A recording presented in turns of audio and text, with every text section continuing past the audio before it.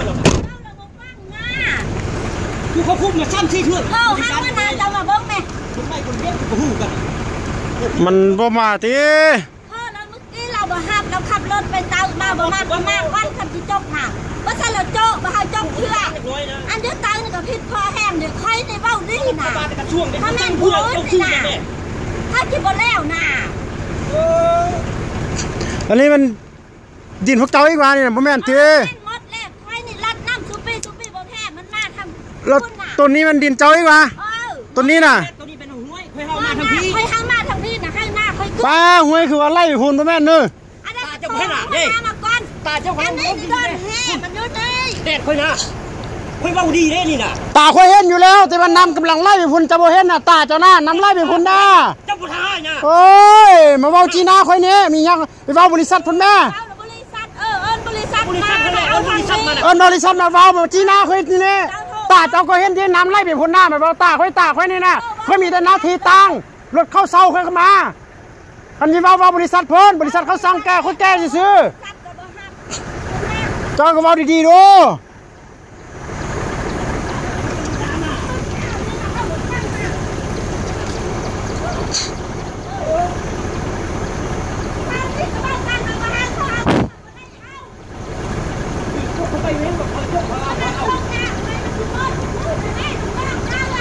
ถ้าจะเอาลงมาค้าบุรีก้อนเราไปเอาไปบอกเขาน่ะ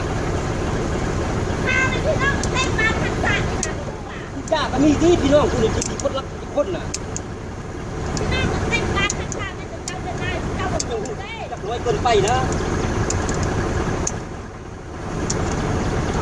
เลิกกันเหรออ้อมนะเอาทางนี้นะไม่เข้ามาดีดักนะเป็นบอกกันมันเอามาคนน้ำมาทับรถคือมาได้นี่ในภาพนี่นะมันจะแบ่งความมันจัดซื้อกันตัน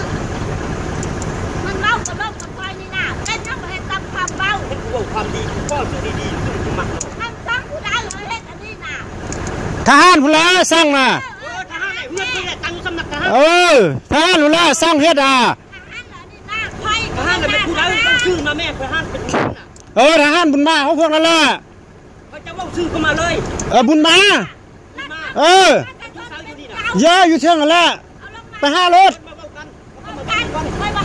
บุญมาเป็นวิศการเด้ไป5 รถอยู่เที่ยงกันแล้วทหาร